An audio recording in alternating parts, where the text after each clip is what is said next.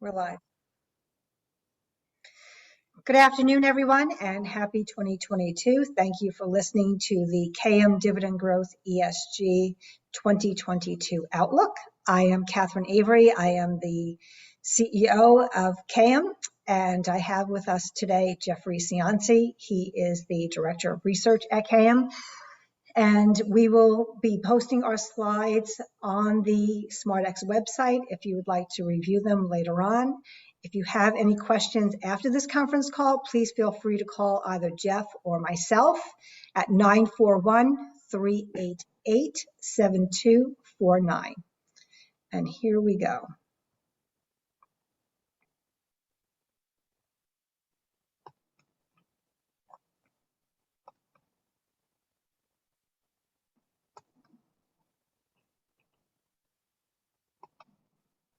Okay, for those of you who are not familiar with CAIM, I'll give you a quick overview.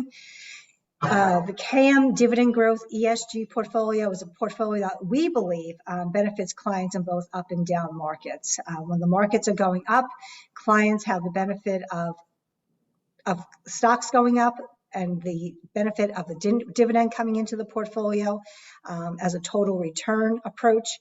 And when markets are going down, even though the value of the stocks are going down, clients are still getting the benefit of that cash dividend coming into the portfolio. And that allows them to either have a stream of income that they may need or be able to use those dividends to purchase stocks at a lower price. And therefore, when the market starts moving back up again, you're actually compounding from a lower base. We have a strong track record. We have been top quartile versus our peers for our 3, 5, and 7-year returns. We are rated 4 stars and 4 globes by Morningstar. For those of you not familiar with the 4 globes by Morningstar, it is their ESG rankings. In our portfolio, we look at both yield and dividend growth because we feel that the two of those are very important for the risk parameters in the overall portfolio. So we combine superior dividend yield along with superior dividend growth. And at the same time, when we're doing our fundamental analysis, we incorporate into that portfolio ESG principles. So we like to say that we have dividends with a purpose. Companies that have strong balance sheets, above average dividend yield, and yet at the same time have a good, strong corporate stewardship. We use a multi-factor approach to our stock selection.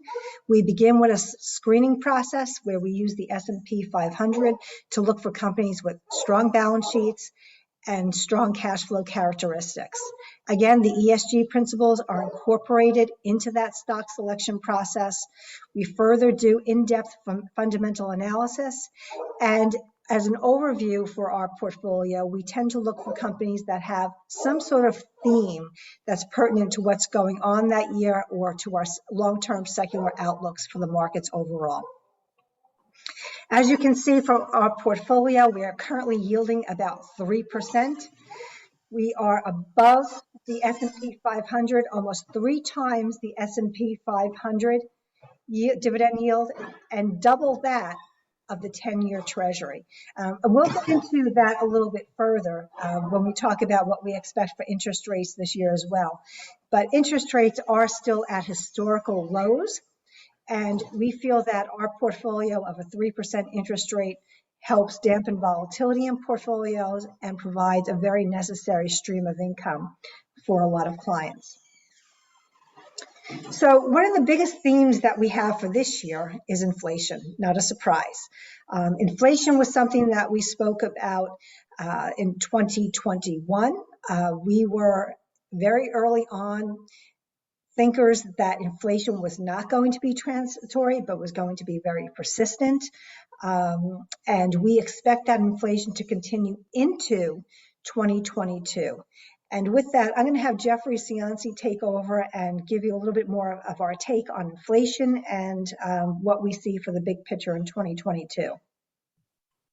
Thanks, Catherine. We've been talking about this for a while in our letters, and so what it's not new news, inflation, but we thought we might provide some new insights, if you will, as to if it will keep going, how long it will keep going, how much it will keep going, and stuff that you don't really hear in the popular press a lot. Number one is maybe this slide.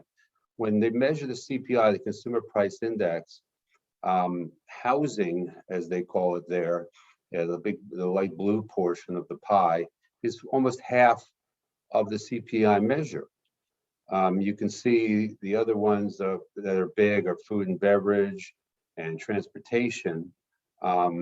Remembering too that, core CPI usually takes out food and energy, but for all practical purposes, these are in this. So housing, you say, okay, well, that's interesting. House prices are up, great, but that's not really the story. We'll go to the next slide, Catherine, if you would. Nope, we're missing, okay. We're out of order. Go to the next slide, if you will. Sorry, after that. Yeah, housing lagging. The CPI measures that the government uses in the stat is called owner's equivalent rent, right? That's what, if you're renting, how they measure the rent increases, which is really not a lot to do with the price of houses if you were to buy a house. So as you can see here, housing, in that case, the owner's equivalent rent on this measure is over 20%, almost 25%. And here, it's only growing slightly. If you look at the chart, it's maybe in between 0 and 0.5%. So that leads us to believe that owner's equivalent rent, as they measure it, is a lagging indicator to housing prices, and we're getting these big increases in inflation there without a big housing move yet in the numbers. Okay, you can see on the graph on the left, fuel oil and motor fuel, car, truck rental, energy, stuff that's in the headlines. That's what's really driving the inflation. Now, we don't have this adjusted for yesterday's report of 7% inflation, which was really off the charts. So you'll be seeing a lot of this going up, and with housing being by far the biggest weight in the detail breakdown here, it's very clear to us that that on the lag basis will get better. We'll see more of an increase. Catherine, if I could bother you to go back one slide, talk about labor. This is the labor participation rate. And we're saying, well, everybody's quitting their jobs, and the big quit, if you will, during COVID. You can see in the sharp line down in 21. But a very interesting stat, if you look through the financial crisis, so going back in the first half of that chart through 08, you can see that the labor force participation rate was hovering around 66% until the big break of the financial crisis. And then it has gone down. And this has nothing to do with COVID. COVID 2011, 2012, you can see the drop from 2012, maybe it dropped to 63%, I'm sorry, 65%. And by 2018, it was down to 62%, or 62.5%. So there was a big drop before COVID. And a part of this is, baby boomers aging, and you're getting that demographic of retirements for baby boomers. But a lot of it was accelerated by COVID on what I'll call the entrepreneurial stat. And in our recent note, we talk about that, how formations of new companies, tax IDs, entrepreneurial activity is up over 50% this year. So people figured, hey, you know what? I can work from home, and I can start a new company, and I'm not going to be part of the labor force. So what this is, obviously, is our assessment of wage inflation. It's a supply and demand of labor, and if the supply of labor has come down, we have a demand imbalance. Now you can see the spike down, and then we started to recover this year, but we're still way below where it was even before COVID. It was hovering about, you can see 63.5%. So we bounced back to 62, but that's a big difference. It's a lot of people in that number. So that to us is partly secular and partly cyclical, but I'll make a bet on the cyclical part. I'm sorry, the secular part, that a lot of this may be permanent, and that may lead to wage inflation. So if you go back, go ahead 2 slides to wages can lead prices. It's interesting. This is wage inflation that has just picked up this year. Now, part of this is a little political from the we call it the minimum wage legislation has picked up of the service and low-end manufacturing minimum wage numbers in there spiking up. But you can see a real sharp jump here to almost 5% of wage inflation. And unlike prices, wages don't go down. It's really hard to get wage cuts. Once they go up, they're endemic. And what this chart shows is, and Nordea had done this work in Europe, but it kind of shows that it could be a circular feedback loop in that as wages go up, prices go up too, and the CPI. And in fact, if this is true, if you look at this, the wages actually are leading the prices. And so, prices go up, wages go up, as we've talked about, but now wages can go in reverse, and not reverse, but circularly feed more price increases. So this is part of the old studies of the wage price inflation spiral that the Fed really has to watch. And I'm sure Powell doesn't really want to be part of what happened, in the 70s and 80s. It's not going to be the Volcker if he can help it. So that is what our pricing thing. So how do we position it? Well, let's move on then to stocks, right? How do we do this? Well, we're buying inflation stocks. We'll talk about that in our themes in a second. Lower PE value wins in an inflationary environment. Where are we today? Value is below its historical multiples. What gets me, not just the relative to itself, but relative to each other. Look at the growth multiples now. And, again, this is printed a few days ago. My guess is the growth multiples started to come down a little. But, 30 times for growth and 15 times for value, or 14 times for value. This is as wide a gap as we've ever seen. Historicals, you can see on the orange bar, are something like 16 times for value and only about 22 times for growth. So we're way paying too much for growth, paying too little for value. Inflation's rearing its ugly head. It's time to do that reverse trade, and that's why we put on the inflation trade in our stocks in a very big way. And the inflation is cyclical too. So maybe we can go to the next slide, Catherine, and talk about demand. Look, this all works if corporate earnings work, right? And the blue line is demand. That's nominal demand and production. Supply demand gap is still very big. We're about to start the conference calls from the companies starting this Friday. I think JP Morgan's the first one, and they're going to be talking about very strong demand. Other than the little, I won't really call it a hiccup because it's not the proper terminology, but the Omicron phenomenon of slowdown.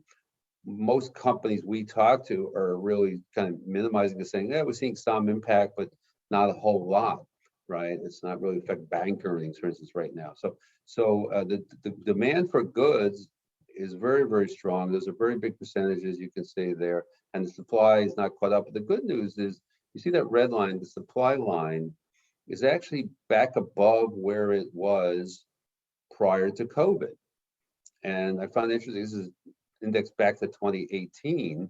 So the supply went way down. It was at 15% down, you could see in the beginning of COVID. Started to creep back up. And by the beginning of this year, it was back to where it was. And now it's above where it was in COVID. So this is not a supply issue of boats sitting there in Long Beach, California, trying to get in the harbor. That's part of it. But this is really the demand gap. Americans just want more goods that they weren't buying pre-COVID, because we gave them all this money and they said they didn't spend it on anything. And now they're the boom. So, the companies are reactive to that feeling of their order book, and that's what will come through in these conference calls. And those are cyclical companies, economically sensitive. That's where we want to be. Inflation beneficiaries, cyclical benefits. So finally, Catherine, we can go to that slide on thematic investing. These are the themes that we are playing for this year. Number one, we talk about in the preamble there, we don't want to really hug the index. We want to create alpha, keeping in mind that we have weightings in each sector, but we want to overweight the following. 5G technology. How do you play that? Well, we play that with the communications companies like Verizon and AT&T.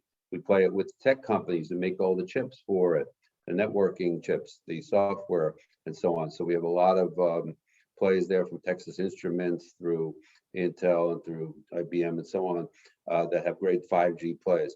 Transformations from old models is our next theme. We talk about Big Blue. We just mentioned IBM becoming software. We saw this happen with other tech companies, Microsoft, so on. New models to the cloud, new models to software, and so on, and transformations. I can go on and on, but I won't waste the time here. But it applies in healthcare. You see transformations like CVS, and in automotive, you see General Motors going electric cars. So we like transformations where we are now, and part of that is an exponential growth inflection changes, where we are seeing a growth rate for the next 5 years better than from the last 5 years. And inflation is a big important part of that, because if you can get pricing power, you can get growth rates inflecting higher. We're playing a number of M&A stories and spin-offs, creating value by unlocking the value hidden in the balance sheet. Many companies in tech and healthcare and industrials are spinning off, merging. We think synergies are usually underrated and undermeasured. I think will be very powerful there for our stories. Margin growth. Well, that's part of what we see now is this demand supply imbalance, right? Margins are going up, pricing the companies are going up faster than their costs. And in the cyclical manufacturing companies in particular, we're going to see margins, record margins. On the right side of the chart, pandemic recovery. We still have, a couple of plays in med tech waiting for surgeries to recover. In consumer, we have beverage and food, McDonald's and Coke waiting for recoveries there. So we're still, we're seeing a sharper comeback, we think, in 22 because of Omicron being less potent than Delta. Inflation plays, goes without saying. We've been talking about banks, energy, and basic materials. We're overweight there. Renewable energy. We can't ignore Washington and the policy shifts going on. Green may be dead to some people, but green is actually powerful. It's cheaper.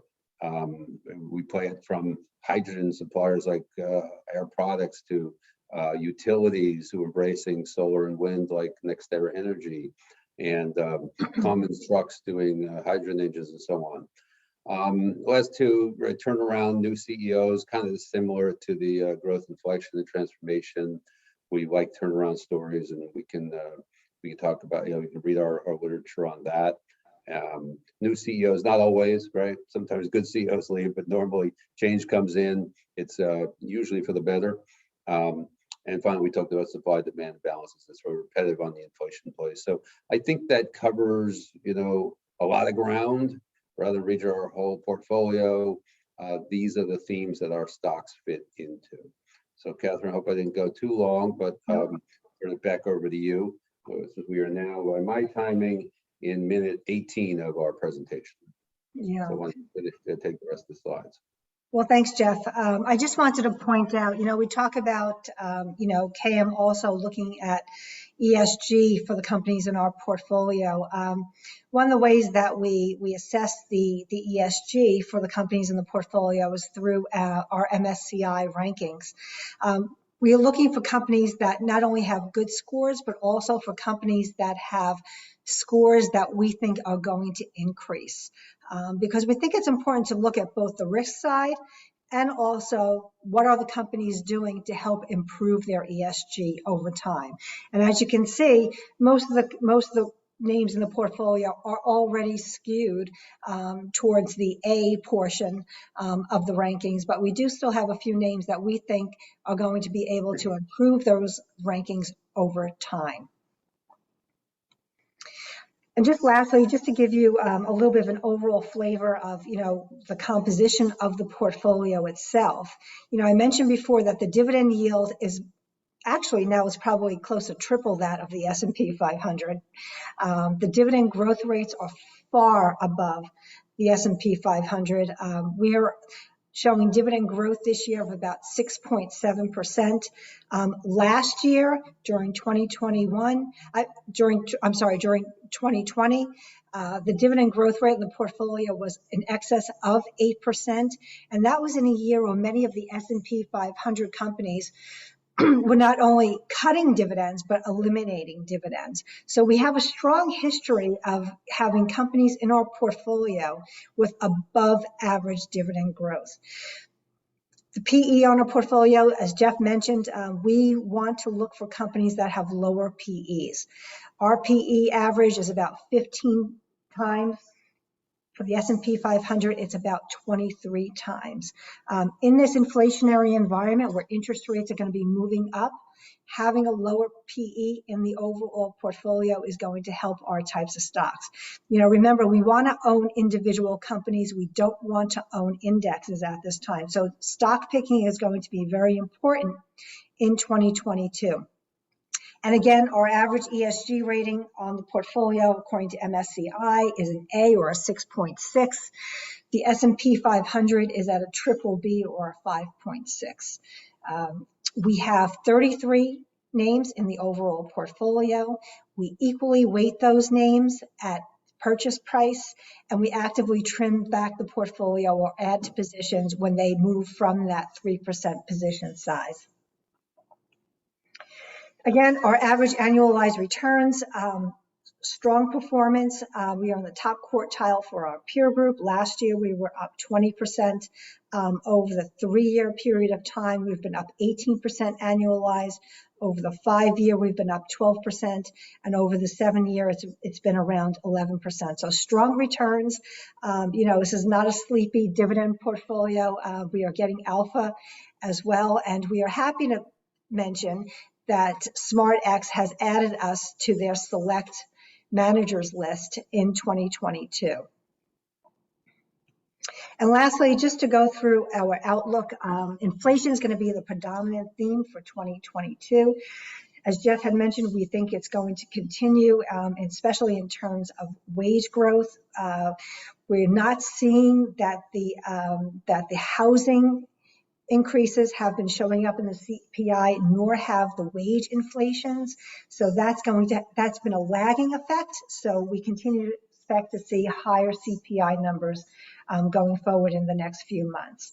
That wage inflation is here to stay. It's very difficult to give people a higher wage and then say, oh, excuse me, we're cutting your salary. So the CPI will lead the prices as well. Demand is going to be very strong this year. 2 reasons. Number one, consumers are demanding more product. And number 2, we haven't really seen a very strong cap spending cycle since the financial crisis. So we have inventories that need to be rebuilt. We have companies that are re-examining their supply chains and looking to build supply here in the U.S. so we don't get stuck with these issues again. COVID is going to be here for quite some time. We have already had 2 variants. Not surprised if we have a 3rd and a 4th coming down the pike. This is something that we're going to have to learn to live with, and companies are going to have to learn to live with. We've been seeing very strong profit margins even in the face of this difficult supply issues. We expect that to continue. 2020 is going to be a very good year on the economic front. And a lot of the companies, especially the companies that we deal with, have very strong cash flows. They've been very prudent in managing their balance sheets. So they have money to spend. They have money to spend to give back to shareholders, and they have money to spend to grow their businesses. So we're expecting those strong earnings to continue in 2022. The end of this week, we're going to start to see the first of our companies reporting. We're going to be looking at these companies to see what kind of a guidance that they're giving us going forward. And we're really hoping that we're going to see some sort of an alleviation of the supply chain difficulties. Lower PE stocks, they're going to be very important in 2022. Again, as I said before, we don't want to buy the indexes. We want to buy individual stocks. We want to buy companies that have the lower PEs, and we think that these companies are very much due to outperform. The thematic investing is also going to be important. Jeff gave a good overview for the types of companies that we're looking at and the themes that we're looking for and some of the names that fit into those categories. Dividend yield, dividend growth are going to be extremely important in 2022 as well. The dividend yield, even though interest rates are going to be moving up, they're still going to remain historically low. So when investors start to see that their bond portfolios are suffering and they're not getting adequate yield from those portfolios, they're going to look to other places. They're going to want to be in companies that are paying out above average dividend yields with above average dividend growth. It's that above average dividend growth that's going to help clients stay ahead of inflation. Remember, we have this demographic, this aging demographic, and we're all living longer. Clients need to know that they're not going to run out of money in their retirement. And again, this dividend growth outperforming the inflation is going to help portfolios, especially on their total return for 2022. And lastly, dividends with a purpose. It's important to us to know that we're investing in companies that have strong corporate stewardship. This is a little bit of an eye into what our weightings currently look like. We are overweight the basic industries in our portfolios, industrials, energy. We're overweight financials versus the S&P 500. We're about market weight versus the Russell 1000 value. We are underweight technology versus the S&P 500. Again, it's those basic industries, the industrials, the energy, and the financials, which I think are really going to carry the portfolio through in 2022. We do feel that healthcare is going to be an important sector as well. We are seeing some of the best growth rates on these companies in the healthcare sector. And yet at the same time, they're trading at a very attractive PE levels. So we thank all of you for listening to our presentation. For those of you who have further questions, you can reach us at 941-388-7249. We appreciate you listening to us. We've also included our bios here in the presentation. Here's our disclosure. These slides will be available to you on the SmartX Advisory website. And if you have any questions, we look forward to answering them. Happy New Year. We wish you all a very happy, healthy, and prosperous 2022. Thank you for listening.